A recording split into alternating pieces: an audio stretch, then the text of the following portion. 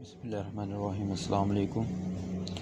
आज हम आपको ए टू ज़ी स्मॉल लेटर जो है जॉइन राइटिंग में उनको ज्वाइंट करने का जो तरीका है वो बताएंगे। पहली वीडियो में हमने आपको सेपरेट सारे जॉइन राइटिंग के जो वर्ड हैं वो बताए थे, लेकिन इनको ज्वाइंट करने के लिए उसका आसान तरीका जो है, जो वर्ड हमने जो ज्वाइंट छोड़ा था जहाँ पे उसका सिरे को सिरे के साथ जोड़ेंगे तो हमारी इंग्लिश की राइटिंग बेहतर हो जाएगी। जैसे कि मिसाल के तौर पे आपने अगर ये लाइन जो है पूरी ए टू ज़ी वाली, अगर इसको पूरे को कर लिया तो आपको पूरी इंग्लिश लिखनी आ जाएगी। ये देखिए, जैसे कि ए और बी को हमने आपस में जोड़ा हुआ है।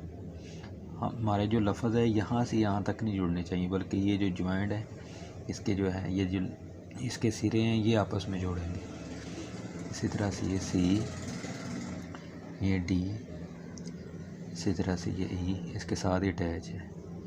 एफ़ यहाँ से उठाएंगे, इसी तरह से जी के साथ इसको जोड़ दिया, एच के साथ जोड़ दिया, आई के साथ जोड़ दिया।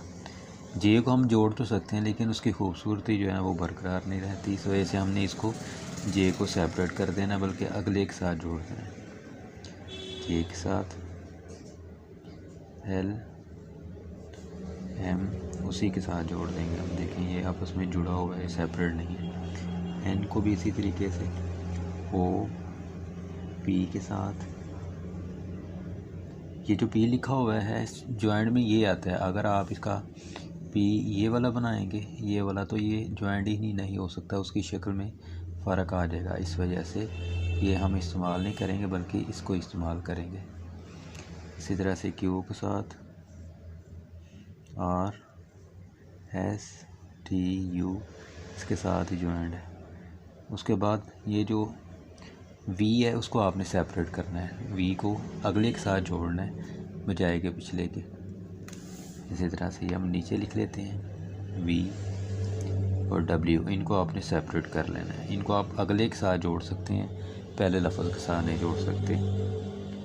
एक्स को जब लिखेंगे उल्टा सी, सीधा सी, वाई, और इसी तरह से जब आप जी लिखें तो जी को भी आपने अगले के साथ जोड़ लेना, लफ्ज़ के साथ, पिछले के साथ नहीं जोड़ना। तो अगर आपको ये ए से जी तक ये पूरी लाइन अगर आपको ये लिखनी आ जाती है, ये वर्ड आपने जब इसकी ज़्यादा मशक़ करनी है तो उसके लिए सबसे पहले तो आपने आराम से नरमी से उसको आपने ए से जी तक ये लफ्ज़ आपके पूरी लाइन में आ सकते हैं। तो वो पूरी लाइन को जब आप बार बार लिखेंगे तो उससे आपकी हाथ में ग्रिप बेहतर हो जाएगी, और आपको अगर ये आपके स्मॉल लेटर आपको लिखने आ गए तो समझ लें आपको पूरी इंग्लिश लिखनी आ गई। यही वर्ड बार बार आते हैं आगे पीछे, तो इसकी जो मशक़ है आपको अच्छे तरीके से करनी पड़ेगी। अगर ये मशक़ आपके अच्छे तरीके से आपको हो गई तो समझ लें आपको इंग्लिश जो है राइटिंग में कोई मसला नहीं होगा। तो इंशाअल्लाह हम अगली वीडियो में आपको ये जो वर्ड है इनको ज्वाइंट करने का जो तरीका है, इनके वर्ड कैसे बनाने हैं, उनमें स्पेस कैसे देनी है, उसके मुताबिक आपको बताएंगे। तब तक अपना ख्याल रखिएगा, दुआ में याद रखिएगा। अस्सलामु अलैकुम।